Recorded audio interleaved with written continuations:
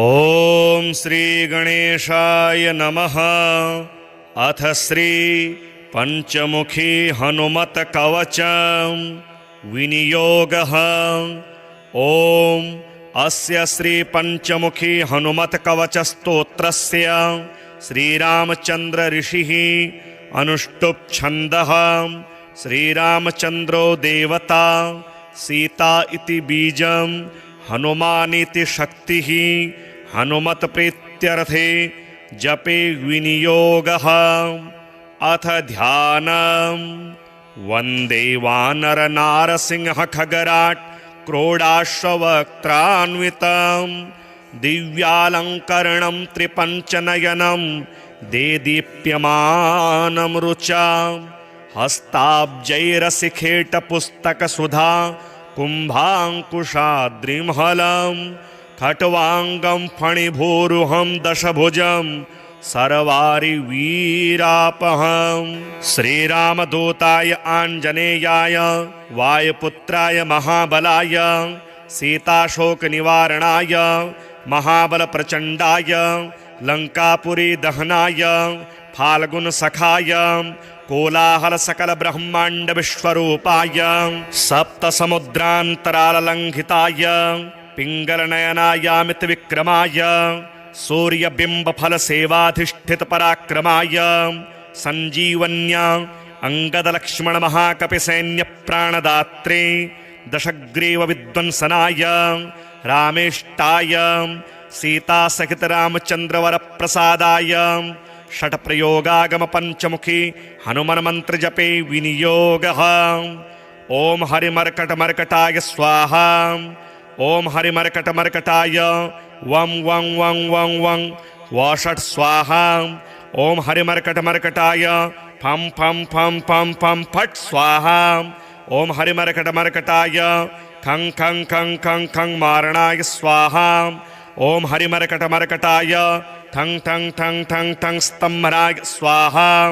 ओम हरिमर्कटमर्कटाय डं डं डं डं डं आकर्षणाय सकल संपत्कराय पंचमुखी वीर हनुमते स्वाहा। ओम ढं ढं ढं ढं ढं कूर्ममूर्तये पंचमुखी हनुमते पारयंत्र तंत्रोच्चाटनाय स्वाहा।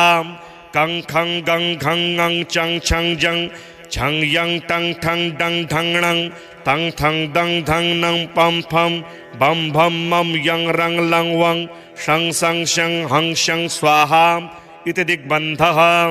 ओम पूर्वकपिमुखाय पंचमुखी हनुमते ठं ठं ठं ठं ठं सकल शत्रु संहरणाय स्वाहा। ओम दक्षिणमुखाय पंचमुखी हनुमते करालवदनाय नरसिंहाय ह्रां ह्रां ह्रां ह्रां ह्रां सकल भूत प्रेत दमनाय स्वाहा। ओम पश्चिम मुखाय गरुडासनाय पंचमुखी वीर हनुमते मम मम मम मम मम सकल विषहराय स्वाहा। ओम उत्तर मुखे आदिवराहाय लं लं लं लं लं नरसिंहाय नीलकंठाय पंचमुखी हनुमते स्वाहा। ओम अंजनासुताय वायुपुत्राय महाबलाय रामेष्टफाल्गुनसखाय सीताशोकनिवारणाय लक्ष्मणप्राणरक्षकाय कपिसैन्यप्रकाशाय दशग्रीवाभिमानदहनाय श्रीरामचन्द्रवरप्रसादकाय महावीर्याय प्रथम ब्रह्माण्डनायकाय पंचमुखी हनुमते भूत प्रेत पिशाच ब्रह्म राक्षस शाकिनी डाकिनी अंतरिक्ष गृह परयंत्र परतंत्र सर्वग्रहोच्चाटनाय सकल शत्रु संहरणाय पंचमुखी हनुमद्वर प्रसादाय सर्वरक्षकाय जम जम जम जम स्वाहा। पठित्वेदं तु कवचं महान्तं कवचं पठेत् एकवारं पठे नित्यं सर्वशत्रुनिवारणं द्विवारं तो पठे नित्यं पुत्रपौत्र प्रवर्धनं त्रिवारं पठते नित्यं सर्वसंपत्करं परं चतुर्वारं पठे नित्यं सर्वमर्त्यवशंकरं पंचवारं पठे नित्यं सर्वरोगनिवारणं षड्वारं तो पठे नित्यं सर्वदेववशीकरं सप्तवारं पठे नित्यं सर्वकामार्थसिद्धिदम् अष्टवारं पठे नित्यं सर्वसौभाग्यदायकं नववारं पठे नित्यं सर्वैश्वर्यप्रदायकं दशवारं पठेन्नित्यं त्रैलोक्यज्ञानदर्शनम् एकादशं पठेन्नित्यं सर्वसिद्धिं लभेन्नरः कवचं स्मृतिमात्रेण महालक्ष्मी फलप्रदम् तस्माच्च प्रयता भाव्यं कार्यं हनुमतः प्रियम्। श्री शनिभार्या एवं शनि स्तोत्रम् यः पुरा राज्यभ्रष्टाय नलाय प्रददो किल स्वप्ने शौरिः स्वयं मन्त्रं सर्वकामफलप्रदम् क्रोडं नीलाञ्जनप्रख्यं नीलजीमूतसन्निभं छायामार्तण्डसम्भूतं नमस्यामि शनैश्चरम् ॐ नमोऽर्कपुत्राय शनैश्चराय निहारवर्णाञ्जननीलकाय स्मृत्वा रहस्यं भुवि मानुषत्वे फलप्रदो मे भव सूर्यपुत्र। नमोऽस्तु प्रेतराजाय कृष्णवर्णाय ते नमः शनैश्चराय क्रूराय सिद्धिबुद्धिप्रदायिने य एभिर्नामभिः स्तौति तस्य तुष्टो भवाम्यहम् मामकानां भयं तस्य स्वप्नेष्वपि न जायते गार्गेयकौशिकस्यापि पिप्पलादो महामुनिः शनैश्चरकृता पीडा न भवति कदाचन क्रोडस्तु पिङ्गलो बभ्रुः कृष्णो रौद्रोऽन्तको यमः शौरिः शनैश्चरो मन्दः पिप्पलादेन संयुतः एतानि शनिनामानि प्रातरुत्थाय यः पठेत् तस्य शौरेः कृता पीडा न भवति कदाचन ध्वजनी धामनी चैव कंकाली कलहप्रिया कलही कंटकी चापि अजा महिषी तुरंगमा नामानि शनिभार्याह्या नित्यं जपति यः पुमान् तस्य दुःखा विनश्यन्ति सुख सौभाग्यं वर्धते। वन्दे वानर नारसिंह खगराट् क्रोडाश्ववक्त्रान्वितं दिव्यालङ्करणं त्रिपञ्चनयनं देदीप्यमानं रुचां हस्ताब्जैरसिखेटपुस्तकसुधा कुम्भाङ्कुशाद्रिमहलं खट्वाङ्गं फणिभूरुहं दशभुजं सर्वारिवीरापहम्। श्रीरामदूताय आञ्जनेयाय वायुपुत्राय महाबलाय सीताशोकनिवारणाय महाबलप्रचण्डाय लङ्कापुरी दहनाय फाल्गुनसखाय कोलाहलसकलब्रह्माण्डविश्वरूपाय सप्तसमुद्रान्तराललङ्घिताय पिङ्गलनयनायामितविक्रमाय सूर्यबिम्बफलसेवाधिष्ठितपराक्रमाय सञ्जीवन्या अङ्गदलक्ष्मणमहाकपिसैन्यप्राणदात्रे दशग्रीवविध्वंसनाय रामेष्टाय सीतासहितरामचन्द्रवरप्रसादाय षट्प्रयोगागमपञ्चमुखी हनुमन्मन्त्रजपे विनियोगः।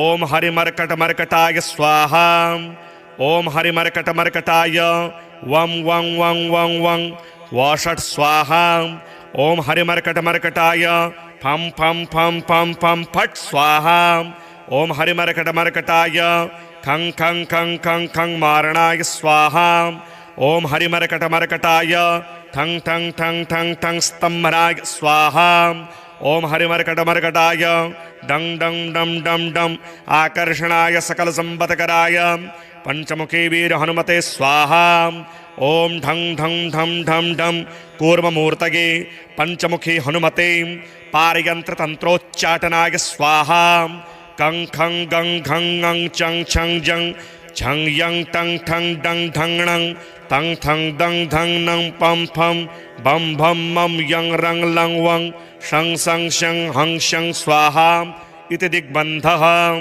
ओम पूर्वकपिमुखाय पंचमुखी हनुमते ठं ठं ठं ठं ठं सकलशत्रुसंहरणाय स्वाहा। ओम दक्षिणमुखाय पंचमुखी हनुमते करालवदनाय नरसिंहाय ह्रां ह्रां ह्रां ह्रां ह्रां सकलभूतप्रेतदमनाय स्वाहा। ॐ पश्चिममुखाय गरुडासनाय पंचमुखी वीर हनुमते मम मम मम मम मम सकलविषहराय स्वाहा।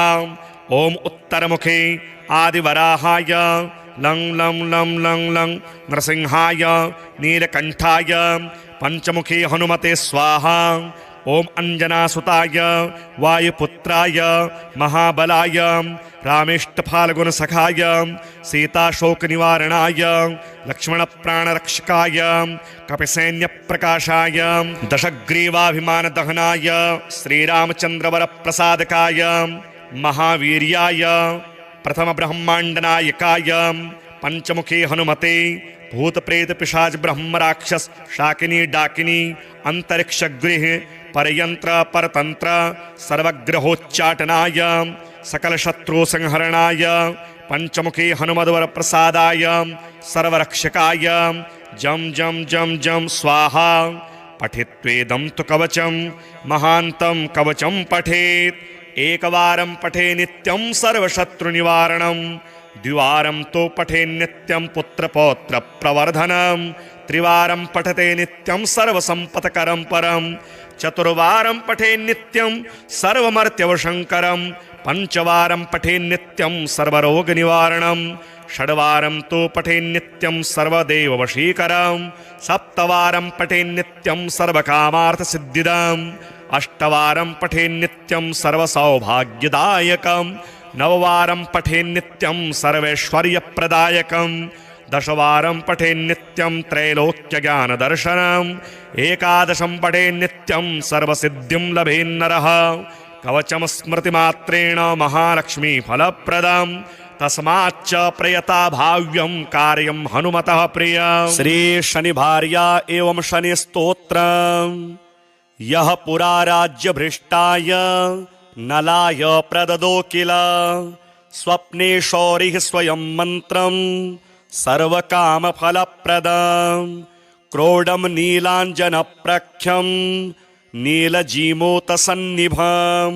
छायामार्तण्डसम्भूतं नमस्यामि शनैश्चरम्। ॐ नमोऽर्कपुत्राय शनैश्चराय निहारवर्णाञ्जननीलकाय स्मृत्वा रहस्यं भुवि मानुषत्वे फलप्रदो मे भव सूर्यपुत्र। नमोऽस्तु प्रेतराजाय कृष्णवर्णाय ते नमः शनैश्चराय क्रूराय सिद्धिबुद्धिप्रदायिने य एभिर्नामभिः स्तौति तस्य तुष्टो भवाम्यहं मामकानां भयं तस्य स्वप्नेष्वपि न जायते। गार्गेयकौशिकस्यापि पिप्पलादो महामुनिः शनैश्चरकृता पीडा न भवति कदाचन। क्रोडस्तु पिङ्गलो बभ्रुः कृष्णो रौद्रोऽन्तको यमः शौरिः शनैश्चरो मन्दः पिप्पलादेन संयुतः। एतानि शनिनामानि प्रातरुत्थाय यः पठेत् तस्य शौरेः कृता पीडा न भवति कदाचन। ध्वजनी धामनी चैव कंकाली कलहप्रिया कलही कंटकी चापि अजा महिषी तुरंगमा। नामानि शनिभार्याह्या नित्यं जपति यः पुमान् तस्य दुःखा विनश्यन्ति सुख सौभाग्यं वर्धते। वन्दे वानर नारसिंह खगराट् क्रोडाश्ववक्त्रान्वितं दिव्यालङ्करणं त्रिपञ्चनयनं देदीप्यमानं रुचां हस्ताब्जैरसिखेटपुस्तकसुधा कुम्भाङ्कुशाद्रिमहलं खट्वाङ्गं फणिभूरुहं दशभुजं सर्वारिवीरापहं। श्रीरामदूताय आञ्जनेयाय वायुपुत्राय महाबलाय सीताशोकनिवारणाय महाबलप्रचण्डाय लङ्कापुरी दहनाय फाल्गुनसखाय कोलाहल सकल ब्रह्मांड विश्वरूपाय सप्त समुद्रांतरालंघिताय पिंगल नयनायामित विक्रमाय सूर्यबिंब फल सेवाधिष्ठित पराक्रमाय संजीवन्या अंगद लक्ष्मण महाकपि सैन्य प्राणदात्रे दशग्रीव विद्वंसनाय रामेष्टाय सीता सहित रामचंद्र वर प्रसादाय षट प्रयोगागम पंचमुखी हनुमान मंत्र जपे विनियोगः। ओम हरिमर्कट मर्कटाय स्वाहा। ओम हरिमर्कट मर्कटाय वं वं वं वं वं वषट स्वाहा। ओम हरिमर्कट मर्कटाय फं फं फं फं फं फट स्वाहा। ओम हरिमर्कट मर्कटाय खं खं खं खं खं मारणाय स्वाहा। ओम हरिमर्कट मर्कटाय ठं ठं ठं ठं ठं स्तंभनाय स्वाहा। ओम हरिमर्कट मर्कटाय डं डं डं डं डं आकर्षणाय सकल संपत्कराय पंचमुखी वीर हनुमते स्वाहा। ओम ढं ढं ढं ढं ढं कूर्ममूर्तये पंचमुखी हनुमते पारयंत्र तंत्रोच्चाटनाय स्वाहा। कं खं गं घं ङं चं छं जं झं यं टं ठं डं ढं णं तं थं दं धं नं पं फं बं भं मं यं रं लं वं शं सं शं हं शं स्वाहा इति दिग्बन्धः। ओम पूर्वकपिमुखाय पंचमुखी हनुमते ठं ठं ठं ठं ठं सकल शत्रु संहरणाय स्वाहा। ओम दक्षिणमुखाय पंचमुखी हनुमते करालवदनाय नरसिंहाय ह्रां ह्रां ह्रां ह्रां ह्रां सकल भूत प्रेत दमनाय स्वाहा। ओम पश्चिम मुखाय गरुडासनाय पंचमुखी वीर हनुमते मम मम मम मम मम सकल विषहराय स्वाहा। ओम उत्तर मुखे आदिवराहाय लं लं लं लं लं नरसिंहाय नीलकंठाय पंचमुखी हनुमते स्वाहा। ओम अंजनासुताय वायुपुत्राय महाबलाय रामेष्टफाल्गुन सखाय सीताशोक निवारणाय लक्ष्मण प्राणरक्षकाय कपिसैन्य प्रकाशाय दशग्रीवाभिमान दहनाय श्रीरामचंद्रवर प्रसादकाय महावीर्याय प्रथम ब्रह्मांडनायकाय पंचमुखी हनुमते भूत प्रेत पिशाच ब्रह्म राक्षस शाकिनी डाकिनी अंतरिक्ष गृह परयंत्र परतंत्र सर्वग्रहोच्चाटनाय सकल शत्रु संहरणाय पंचमुखी हनुमद्वर प्रसादाय सर्वरक्षकाय जम जम जम जम स्वाहा। पठित्वेदं तु कवचं महान्तं कवचं पठेत् एकवारं पठे नित्यं सर्वशत्रुनिवारणं द्विवारं तो पठे नित्यं पुत्रपौत्र प्रवर्धनं त्रिवारं पठते नित्यं सर्वसंपत्करं परं चतुर्वारं पठे नित्यं सर्वमर्त्यवशंकरं पंचवारं पठे नित्यं सर्वरोगनिवारणं षड्वारं तो पठे नित्यं सर्वदेववशीकरं सप्तवारं पठे नित्यं सर्वकामार्थसिद्धिदम् अष्टवारं पठे नित्यं सर्वसौभाग्यदायकं नववारं पठे नित्यं सर्वैश्वर्यप्रदायकं दशवारं पठे नित्यं त्रैलोक्यज्ञानदर्शनम् एकादशं पठे नित्यं सर्वसिद्धिं लभेन्नरः कवचं स्मृतिमात्रेण महालक्ष्मी फलप्रदं तस्माच्च प्रयता भाव्यं कार्यं हनुमतः प्रियं। श्री शनिभार्या एवं शनि स्तोत्रम्।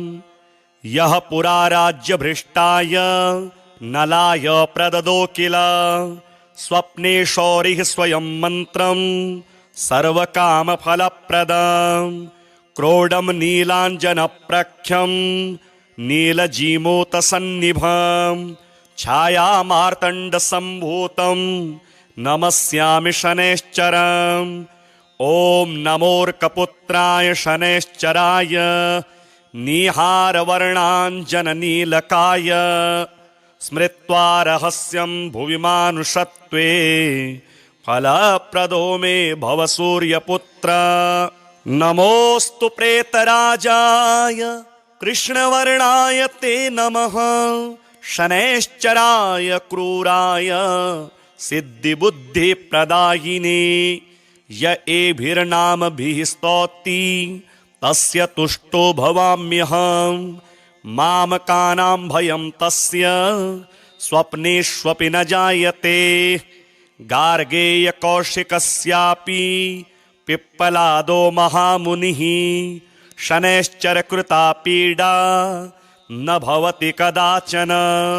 क्रोडस्तु पिङ्गलो बभ्रुः कृष्णो रौद्रोऽन्तको यमः शौरिः शनैश्चरो मन्दः पिप्पलादेन संयुतः। एतानि शनिनामानि प्रातरुत्थाय यः पठेत् तस्य शौरेः कृता पीडा न भवति कदाचन। ध्वजनी धामनी चैव कंकाली कलहप्रिया कलही कंटकी चापि अजा महिषी तुरंगमा। नामानि शनिभार्याह्या नित्यं जपति यः पुमान् तस्य दुःखा विनश्यन्ति सुख सौभाग्यं वर्धते। वन्दे वानर नारसिंह खगराट् क्रोडाश्ववक्त्रान्वितं दिव्यालङ्करणं त्रिपञ्चनयनं देदीप्यमानं रुचां हस्ताब्जैरसिखेटपुस्तकसुधा कुम्भाङ्कुशाद्रिमहलं खट्वाङ्गं फणिभूरुहं दशभुजं सर्वारिवीरापहं। श्रीरामदूताय आञ्जनेयाय वायुपुत्राय महाबलाय सीताशोकनिवारणाय महाबलप्रचण्डाय लङ्कापुरी दहनाय फाल्गुनसखाय कोलाहलसकलब्रह्माण्डविश्वरूपाय सप्तसमुद्रान्तराललङ्घिताय पिङ्गलनयनायामितविक्रमाय सूर्यबिम्बफलसेवाधिष्ठितपराक्रमाय सञ्जीवन्या अङ्गदलक्ष्मणमहाकपिसैन्यप्राणदात्रे दशग्रीवविध्वंसनाय रामेष्टाय सीतासहितरामचन्द्रवरप्रसादाय षट्प्रयोगागमपञ्चमुखी हनुमन्मन्त्रजपे विनियोगः। ॐ हरिमर्कटमर्कटाय स्वाहा। ॐ हरिमर्कटमर्कटाय वं वं वं वं वं वषट् स्वाहा। ॐ हरिमर्कटमर्कटाय फं फं फं फं फं फट् स्वाहा। ॐ हरिमर्कटमर्कटाय खं खं खं खं खं मारणाय स्वाहा। ॐ हरिमर्कटमर्कटाय ठं ठं ठं ठं ठं स्तम्भनाय स्वाहा। ॐ हरिमर्कटमर्कटाय डं डं डं डं डं आकर्षणाय सकलसम्पत्कराय पंचमुखी वीर हनुमते स्वाहा। ओम ढं ढं ढं ढं ढं कूर्ममूर्तये पंचमुखी हनुमते पारयंत्र तंत्रोच्चाटनाय स्वाहा। कं खं गं घं ङं चं छं जं छं यं टं ठं डं ढं णं तं थं दं धं नं पं फं बं भं मं यं रं लं वं शं सं शं हं शं स्वाहा इति दिग्बन्धः। ओम पूर्वकपिमुखाय पंचमुखी हनुमते ठं ठं ठं ठं ठं सकलशत्रुसंहरणाय स्वाहा। ओम दक्षिणमुखाय पंचमुखी हनुमते करालवदनाय नरसिंहाय ह्रां ह्रां ह्रां ह्रां ह्रां सकलभूतप्रेतदमनाय स्वाहा। ओम पश्चिममुखाय गरुडासनाय पंचमुखी वीर हनुमते मम मम मम मम मम सकलविषहराय स्वाहा। ओम उत्तरमुखे आदिवराहाय लं लं लं लं लं नरसिंहाय नीलकंठाय पंचमुखी हनुमते स्वाहा। ओम अंजनासुताय वायुपुत्राय महाबलाय रामेष्टफाल्गुनसखाय सीताशोकनिवारणाय लक्ष्मणप्राणरक्षकाय कपिसैन्यप्रकाशाय दशग्रीवाभिमानदहनाय श्रीरामचन्द्रवरप्रसादकाय महावीर्याय प्रथम ब्रह्मांडनायकाय पंचमुखी हनुमते भूतप्रेत पिशाच ब्रह्म राक्षस शाकिनी डाकिनी अंतरिक्षगृह परयंत्र परतंत्र सर्वग्रहोच्चाटनाय सकल शत्रु संहरणाय पंचमुखी हनुमद्वर प्रसादाय सर्वरक्षकाय जम जम जम जम स्वाहा। पठित्वेदं तु कवचं महान्तं कवचं पठेत् एकवारं पठे नित्यं सर्वशत्रुनिवारणं द्विवारं तो पठे नित्यं पुत्रपौत्र प्रवर्धनं त्रिवारं पठते नित्यं सर्वसम्पत्करं परं चतुर्वारं पठे नित्यं सर्वमर्त्यवशङ्करं पञ्चवारं पठे नित्यं सर्वरोगनिवारणं षड्वारं तु पठे नित्यं सर्वदेववशीकरं सप्तवारं पठे नित्यं सर्वकामार्थसिद्धिदम् अष्टवारं पठे नित्यं सर्वसौभाग्यदायकं नववारं पठे नित्यं सर्वैश्वर्यप्रदायकं दशवारं पठे नित्यं त्रैलोक्यज्ञानदर्शनम् एकादशं पठे नित्यं सर्वसिद्धिं लभेन्नरः कवचं स्मृतिमात्रेण महालक्ष्मीफलप्रदम् तस्माच्च प्रयता भाव्यं कार्यं हनुमतः प्रियम्। श्री शनिभार्या एवं शनि स्तोत्रम् यः पुरा राज्यभ्रष्टाय नलाय प्रददो किल स्वप्ने शौरिः स्वयं मन्त्रम् सर्वकामफलप्रदम् क्रोडं नीलाञ्जनप्रख्यं नीलजीमूतसन्निभम् छायामार्तण्डसम्भूतं नमस्यामि शनैश्चरम् ॐ नमोऽर्कपुत्राय शनैश्चराय निहारवर्णाञ्जननीलकाय स्मृत्वा रहस्यं भुवि मानुषत्वे फलप्रदो मे भव सूर्यपुत्र नमोऽस्तु प्रेतराजाय कृष्णवर्णाय ते नमः शनैश्चराय क्रूराय सिद्धिबुद्धिप्रदायिने य एभिर्नामभिः स्तौति तस्य तुष्टो भवाम्यहम् मामकानां भयं तस्य स्वप्नेष्वपि न जायते गार्गेयकौशिकस्यापि पिप्पलादो महामुनिः शनैश्चरकृता पीडा न भवति कदाचन क्रोडस्तु पिङ्गलो बभ्रुः कृष्णो रौद्रोऽन्तको यमः शौरिः शनैश्चरो मन्दः पिप्पलादेन संयुतः एतानि शनिनामानि प्रातरुत्थाय यः पठेत् तस्य शौरेः कृता पीडा न भवति कदाचन ध्वजनी धामनी चैव कंकाली कलहप्रिया कलही कंटकी चापि अजा महिषी तुरंगमा नामानि शनिभार्याह्या नित्यं जपति यः पुमान् तस्य दुःखा विनश्यन्ति सुख सौभाग्यं वर्धते। वन्दे वानर नारसिंह खगराट् क्रोडाश्ववक्त्रान्वितं दिव्यालङ्करणं त्रिपञ्चनयनं देदीप्यमानं रुचां हस्ताब्जैरसिखेटपुस्तकसुधा कुम्भाङ्कुशाद्रिमहलं खट्वाङ्गं फणिभूरुहं दशभुजं सर्वारिवीरापहं श्रीरामदूताय आञ्जनेयाय वायुपुत्राय महाबलाय सीताशोकनिवारणाय महाबलप्रचण्डाय लङ्कापुरी दहनाय फाल्गुनसखाय कोलाहलसकलब्रह्माण्डविश्वरूपाय सप्तसमुद्रान्तराललङ्घिताय पिङ्गलनयनायामितविक्रमाय सूर्यबिम्बफलसेवाधिष्ठितपराक्रमाय सञ्जीवन्या अङ्गदलक्ष्मणमहाकपिसैन्यप्राणदात्रे दशग्रीवविध्वंसनाय रामेष्टाय सीतासहितरामचन्द्रवरप्रसादाय षट्प्रयोगागमपञ्चमुखी हनुमन्मन्त्रजपे विनियोगः।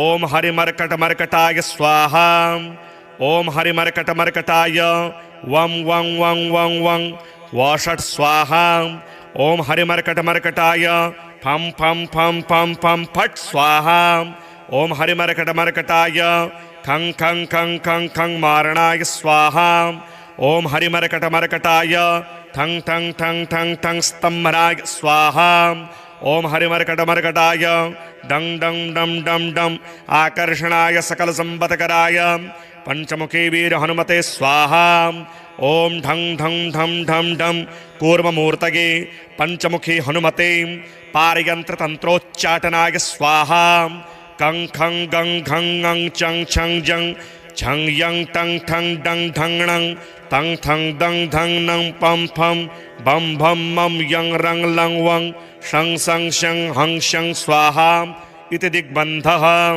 ॐ पूर्वकपिमुखाय पञ्चमुखी हनुमते ठं ठं ठं ठं ठं सकलशत्रुसंहरणाय स्वाहा। ॐ दक्षिणमुखाय पञ्चमुखी हनुमते करालवदनाय नरसिंहाय ह्रां ह्रां ह्रां ह्रां ह्रां सकलभूतप्रेतदमनाय स्वाहा। ॐ पश्चिममुखाय गरुडासनाय पञ्चमुखी वीर हनुमते मं मं मं मं मं सकलविषहराय स्वाहा। ॐ उत्तरमुखे आदिवराहाय लं लं लं लं लं नरसिंहाय नीलकण्ठाय पञ्चमुखी हनुमते स्वाहा। ॐ अञ्जनासुताय वायुपुत्राय महाबलाय रामेष्टफाल्गुनसखाय सीताशोकनिवारणाय लक्ष्मणप्राणरक्षकाय कपिसैन्यप्रकाशाय दशग्रीवाभिमानदहनाय श्रीरामचन्द्रवरप्रसादकाय महावीर्याय प्रथमब्रह्माण्डनायकाय पञ्चमुखी हनुमते भूतप्रेतपिशाच ब्रह्मराक्षस शाकिनी डाकिनी अंतरिक्षगृह परयंत्र परतंत्र सर्वग्रहोच्चाटनाय सकलशत्रुसंहरणाय पञ्चमुखी हनुमद्वरप्रसादाय सर्वरक्षकाय जं जं जं जं स्वाहा। पठित्वेदं तु कवचं महान्तं कवचं पठेत् एकवारं पठे नित्यं सर्वशत्रुनिवारणं द्विवारं तो पठे नित्यं पुत्रपौत्रप्रवर्धनं त्रिवारं पठते नित्यं सर्वसम्पत्करं परं चतुर्वारं पठे नित्यं सर्वमर्त्यवशङ्करं पञ्चवारं पठे नित्यं सर्वरोगनिवारणं षड्वारं तो पठे नित्यं सर्वदेववशीकरं सप्तवारं पठे नित्यं सर्वकामार्थसिद्धिदम् अष्टवारं पठे नित्यं सर्वसौभाग्यदायकं नववारं पठे नित्यं सर्वैश्वर्यप्रदायकं दशवारं पठे नित्यं त्रैलोक्यज्ञानदर्शनम् एकादशं पठे नित्यं सर्वसिद्धिं लभेन्नरः कवचं स्मृतिमात्रेण महालक्ष्मीफलप्रदं तस्माच्च प्रयता भाव्यं कार्यं हनुमतः प्रियम्। श्री शनिभार्या एवं शनिस्तोत्रम् यः पुरा राज्यभ्रष्टाय नलाय प्रददो किल स्वप्ने शौरिः स्वयं मन्त्रं सर्वकामफलप्रदं क्रोडं नीलाञ्जनप्रख्यं नीलजीमूतसन्निभं छायामार्तण्डसम्भूतं नमस्यामि शनैश्चरम्। ॐ नमोऽर्कपुत्राय शनैश्चराय नीहारवर्णाञ्जननीलकाय स्मृत्वा रहस्यं भुवि मानुषत्वे फलप्रदो मे भव सूर्यपुत्र।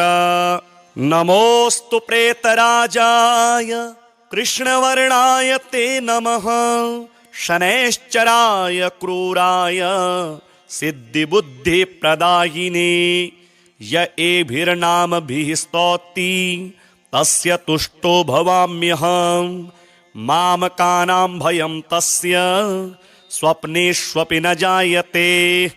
गार्गेयकौशिकस्यापि पिप्पलादो महामुनिः शनैश्चरकृता पीडा न भवति कदाचन। क्रोडस्तु पिङ्गलो बभ्रुः कृष्णो रौद्रोऽन्तको यमः शौरिः शनैश्चरो मन्दः पिप्पलादेन संयुतः। एतानि शनिनामानि प्रातरुत्थाय यः पठेत् तस्य शौरेः कृता पीडा न भवति कदाचन। ध्वजनी धामनी चैव कंकाली कलहप्रिया कलही कंटकी चापि अजा महिषी तुरंगमा। नामानि शनिभार्याह्या नित्यं जपति यः पुमान् तस्य दुःखा विनश्यन्ति सुख सौभाग्यं वर्धते। वन्दे वानर नारसिंह खगराट् क्रोडाश्ववक्त्रान्वितं दिव्यालङ्करणं त्रिपञ्चनयनं देदीप्यमानं रुचां हस्ताब्जैरसिखेटपुस्तकसुधा कुम्भाङ्कुशाद्रिमहलं खट्वाङ्गं फणिभूरुहं दशभुजं सर्वारिवीरापहं श्रीरामदूताय आञ्जनेयाय वायुपुत्राय महाबलाय सीताशोकनिवारणाय महाबलप्रचण्डाय लङ्कापुरी दहनाय फाल्गुनसखाय कोलाहल सकल ब्रह्मांड विश्वरूपाय सप्तसमुद्रान्तराललङ्घिताय पिङ्गलनयनायामित विक्रमाय सूर्यबिम्बफल सेवाधिष्ठित पराक्रमाय संजीवन्या अंगदलक्ष्मण महाकपिसैन्य प्राणदात्रे दशग्रीव विद्वंसनाय रामेष्टाय सीता सहित रामचंद्रवर प्रसादाय षट प्रयोगागम पंचमुखी हनुमान मंत्र जपे विनियोगः। ओम हरिमर्कट मर्कटाय स्वाहा। ओम हरिमर्कट मर्कटाय वं वं वं वं वं वषट् स्वाहा। ओम हरिमर्कट मर्कटाय फं फं फं फं फं फट् स्वाहा। ओम हरिमर्कट मर्कटाय खं खं खं खं खं मारणाय स्वाहा। ओम हरिमर्कट मर्कटाय ठं ठं ठं ठं ठं स्तंभनाय स्वाहा।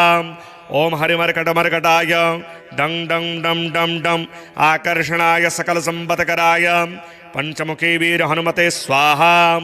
ओम ढं ढं ढं ढं ढं कूर्ममूर्तये पंचमुखी हनुमते पारयंत्र तंत्रोच्चाटनाय स्वाहा। कं खं गं घं ङं चं छं जं छं यं टं ठं डं ढं णं तं थं दं धं नं पं फं बं भं मं यं रं लं वं शं सं शं हं शं स्वाहा इति दिग्बन्धः। ओम पूर्वकपिमुखाय पंचमुखी हनुमते ठं ठं ठं ठं ठं सकल शत्रु संहरणाय स्वाहा। ओम दक्षिणमुखाय पंचमुखी हनुमते करालवदनाय नरसिंहाय ह्रां ह्रां ह्रां ह्रां ह्रां सकल भूत प्रेत दमनाय स्वाहा। ओम पश्चिम मुखाय गरुडासनाय पंचमुखी वीर हनुमते मम मम मम मम मम सकल विषहराय स्वाहा। ओम उत्तर मुखे आदिवराहाय लं लं लं लं लं नरसिंहाय नीलकंठाय पंचमुखी हनुमते स्वाहा। ओम अंजनासुताय वायुपुत्राय महाबलाय रामेष्टफाल्गुनसखाय सीताशोकनिवारणाय लक्ष्मणप्राणरक्षकाय कपिसैन्यप्रकाशाय दशग्रीवाभिमानदहनाय श्रीरामचन्द्रवरप्रसादकाय महावीर्याय प्रथम ब्रह्मांडनायकाय पंचमुखी हनुमते भूत प्रेत पिशाच ब्रह्म राक्षस शाकिनी डाकिनी अंतरिक्ष गृह परयंत्र परतंत्र सर्वग्रहोच्चाटनाय सकल शत्रु संहरणाय पंचमुखी हनुमद्वर प्रसादाय सर्वरक्षकाय जम जम जम जम स्वाहा।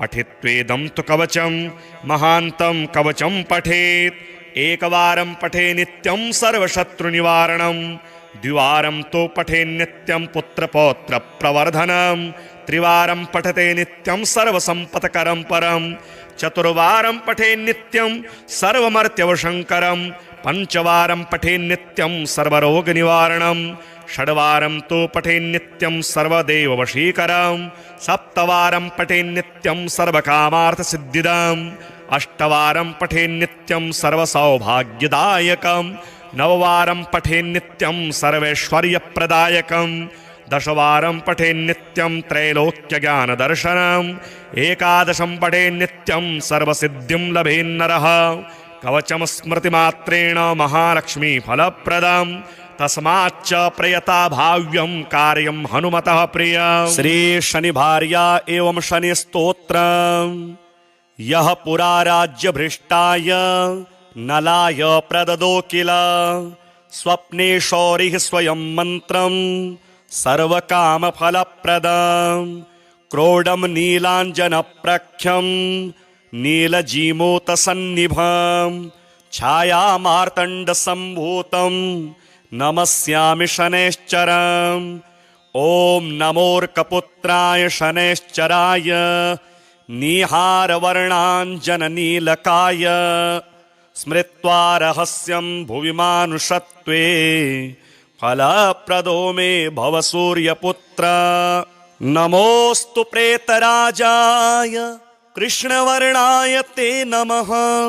शनैश्चराय क्रूराय सिद्धिबुद्धिप्रदायिने य एभिर्नामभिः स्तौति तस्य तुष्टो भवाम्यहम्। मामकानां भयं तस्य स्वप्नेष्वपि न जायते। गार्गेयकौशिकस्यापि पिप्पलादो महामुनिः शनैश्चरकृता पीडा न भवति कदाचन। क्रोडस्तु पिङ्गलो बभ्रुः कृष्णो रौद्रोऽन्तको यमः। शौरिः शनैश्चरो मन्दः पिप्पलादेन संयुतः। एतानि शनिनामानि प्रातरुत्थाय यः पठेत् तस्य शौरेः कृता पीडा न भवति कदाचन। ध्वजनी धामनी चैव कंकाली कलहप्रिया कलही कंटकी चापि अजा महिषी तुरंगमा।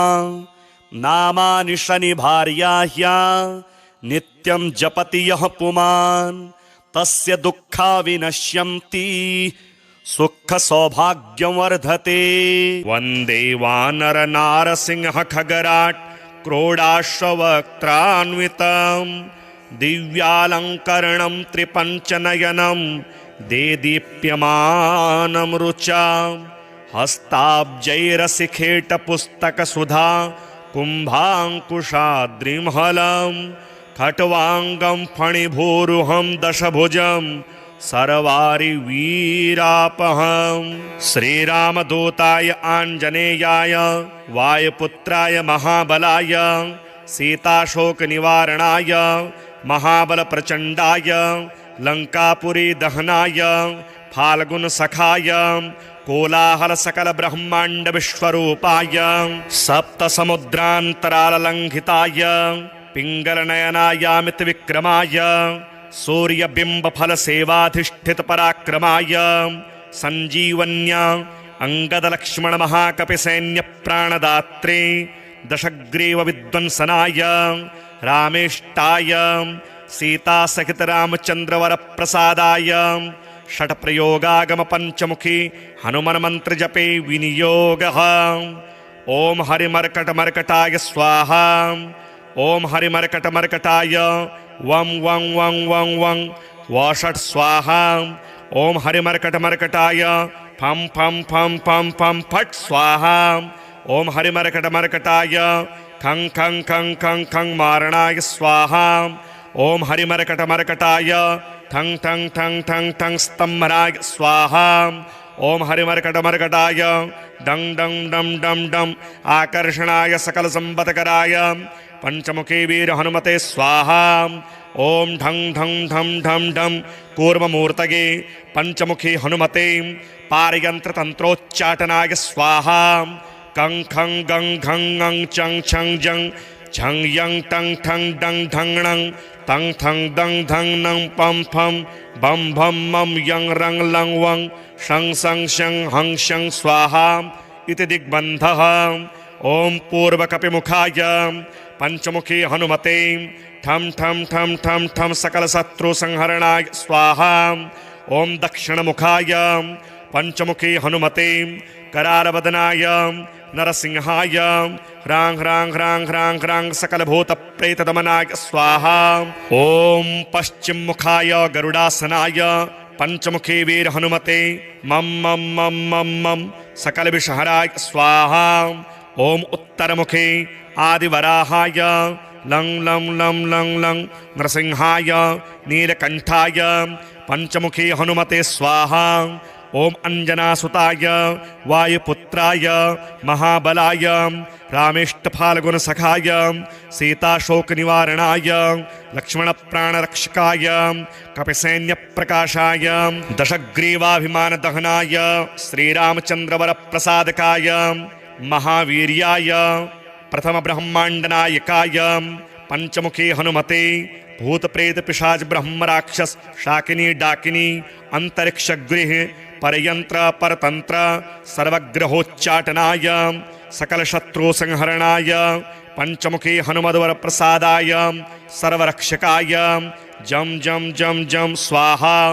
पठित्वेदं तु कवचं महान्तं कवचं पठेत् एकवारं पठे नित्यं सर्वशत्रुनिवारणं द्विवारं तो पठे नित्यं पुत्रपौत्र प्रवर्धनं त्रिवारं पठते नित्यं सर्वसम्पत्करं परं चतुर्वारं पठे नित्यं सर्वमर्त्यवशङ्करं पंचवारं पठे नित्यं सर्वरोगनिवारणं षड्वारं तो पठे नित्यं सर्वदेववशीकरं सप्तवारं पठे नित्यं सर्वकामार्थसिद्धिदम् अष्टवारं पठे नित्यं सर्वसौभाग्यदायकं नववारं पठे नित्यं सर्वैश्वर्यप्रदायकं दशवारं पठे नित्यं त्रैलोक्यज्ञानदर्शनम् एकादशं पठे नित्यं सर्वसिद्धिं लभेन्नरः कवचं स्मृतिमात्रेण महालक्ष्मी फलप्रदम् तस्माच्च प्रयता भाव्यं कार्यं हनुमतः प्रियम्। श्री शनि भार्या एवं शनि स्तोत्रम्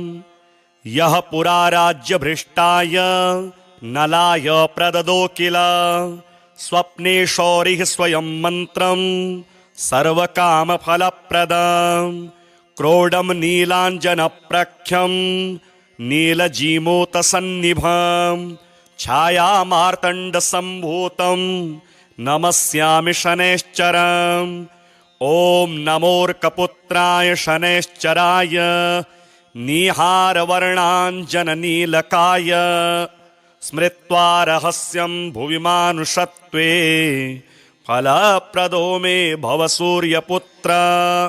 नमोऽस्तु प्रेतराजाय कृष्णवर्णाय ते नमः शनैश्चराय क्रूराय सिद्धिबुद्धिप्रदायिने य एभिर्नामभिः स्तौति तस्य तुष्टो भवाम्यहं मामकानां भयं तस्य स्वप्नेष्वपि न जायते। गार्गेयकौशिकस्यापि पिप्पलादो महामुनिः शनैश्चरकृता पीडा न भवति कदाचन। क्रोडस्तु पिङ्गलो बभ्रुः कृष्णो रौद्रोऽन्तको यमः शौरिः शनैश्चरो मन्दः पिप्पलादेन संयुतः। एतानि शनिनामानि प्रातरुत्थाय यः पठेत् तस्य शौरेः कृता पीडा न भवति कदाचन। ध्वजनी धामनी चैव कंकाली कलहप्रिया कलही कंटकी चापि अजा महिषी तुरंगमा। नामानि शनि भार्याह्या नित्यं जपति यः पुमान् तस्य दुःखा विनश्यन्ति सुख सौभाग्यं वर्धते। वन्दे वानर नारसिंह खगराट् क्रोडाश्ववक्त्रान्वितं दिव्यालङ्करणं त्रिपञ्चनयनं देदीप्यमानं रुचां हस्ताब्जैरसिखेटपुस्तकसुधा कुम्भाङ्कुशाद्रिमहलं खट्वाङ्गं फणिभूरुहं दशभुजं सर्वारिवीरापहं। श्रीरामदूताय आञ्जनेयाय वायुपुत्राय महाबलाय सीताशोकनिवारणाय महाबलप्रचण्डाय लङ्कापुरी दहनाय फाल्गुनसखाय कोलाहलसकलब्रह्माण्डविश्वरूपाय सप्तसमुद्रान्तराललङ्घिताय पिङ्गलनयनायामितविक्रमाय सूर्यबिम्बफलसेवाधिष्ठितपराक्रमाय सञ्जीवन्या अङ्गदलक्ष्मणमहाकपिसैन्यप्राणदात्रे दशग्रीवविध्वंसनाय रामेष्टाय सीतासहितरामचन्द्रवरप्रसादाय षट्प्रयोगागमपञ्चमुखी हनुमन्मन्त्रजपे विनियोगः। ॐ हरिमर्कटमर्कटाय स्वाहा। ॐ हरिमर्कटमर्कटाय वं वं वं वं वं वषट् स्वाहा। ॐ हरिमर्कटमर्कटाय फं फं फं फं फं फट् स्वाहा। ॐ हरिमर्कटमर्कटाय खं खं खं खं खं मारणाय स्वाहा ॐ हरिमर्कटमर्कटाय ठं ठं ठं ठं ठं स्तम्भनाय स्वाहा ॐ हरिमर्कटमर्कटाय डं डं डं डं डं आकर्षणाय सकलसम्पत्कराय पंचमुखी वीर हनुमते स्वाहा ॐ ढं ढं ढं ढं ढं कूर्ममूर्तये पंचमुखी हनुमते पारयन्त्रतन्त्रोच्चाटनाय स्वाहा कं खं गं घं ङं चं छं जं झं यं टं ठं डं ढं णं तं ठं दं धं नं पं फं बं भं मं यं रं लं वं शं सं शं हं शं स्वाहा इति दिग्बन्धः।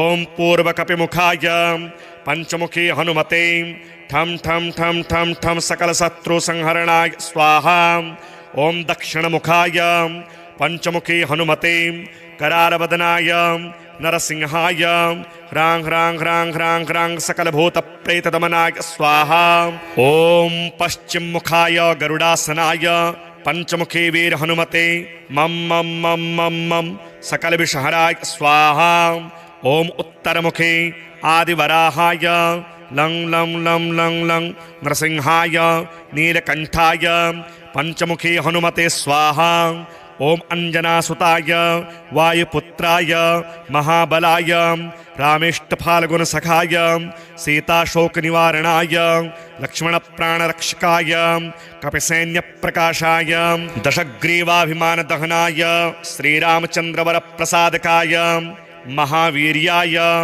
प्रथमब्रह्माण्डनायकाय पंचमुखी हनुमते भूतप्रेत पिशाच ब्रह्मराक्षस शाकिनी डाकिनी अंतरिक्षगृह परयंत्र परतंत्र सर्वग्रहोच्चाटनाय सकलशत्रुसंहरणाय पंचमुखी हनुमद्वर प्रसादाय सर्वरक्षकाय जम जम जम जम स्वाहा पठित्वेदं तु कवचं महान्तं कवचं पठेत् एकवारं पठे नित्यं सर्वशत्रुनिवारणं द्विवारं तो पठे नित्यं पुत्रपौत्र प्रवर्धनं त्रिवारं पठते नित्यं सर्वसम्पत्करं परं चतुर्वारं पठे नित्यं सर्वमर्त्यवशङ्करं पंचवारं पठे नित्यं सर्वरोगनिवारणं षड्वारं तो पठे नित्यं सर्वदेववशीकरं सप्तवारं पठे नित्यं सर्वकामार्थसिद्धिदम् अष्टवारं पठे नित्यं सर्वसौभाग्यदायकं नववारं पठे नित्यं सर्वैश्वर्यप्रदायकं दशवारं पठे नित्यं त्रैलोक्यज्ञानदर्शनम् एकादशं पठे नित्यं सर्वसिद्धिं लभेन्नरः कवचं स्मृतिमात्रेण महालक्ष्मीफलप्रदं तस्माच्च प्रयता भाव्यं कार्यं हनुमतः प्रियं। श्री शनिभार्या एवं शनि स्तोत्रम् यः पुरा राज्यभ्रष्टाय नलाय प्रददो किल स्वप्ने शौरिः स्वयं मन्त्रं सर्वकामफलप्रदं क्रोडं नीलाञ्जनप्रख्यं नीलजीमूतसन्निभं छायामार्तण्डसम्भूतं नमस्यामि शनैश्चरम् ॐ नमोऽर्कपुत्राय शनैश्चराय नीहारवर्णाञ्जननीलकाय स्मृत्वा रहस्यं भुवि मानुषत्वे फलप्रदो मे भव सूर्यपुत्र।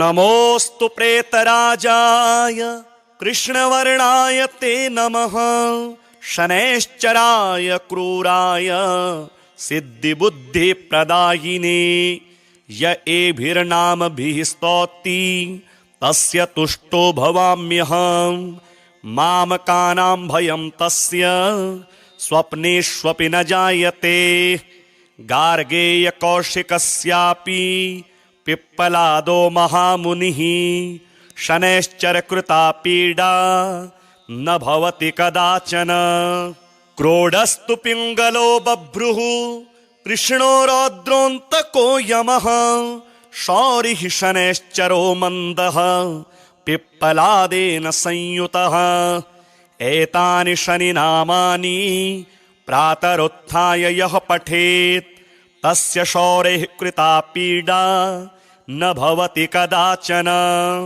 ध्वजनी धामनी चैव कंकाली कलहप्रिया कलही कंटकी चापि अजामहिषी तुरंगमा नामानि शनि भार्याह्या नित्यं जपति यः पुमान् तस्य दुःखा विनश्यन्ति सुख सौभाग्यं वर्धते।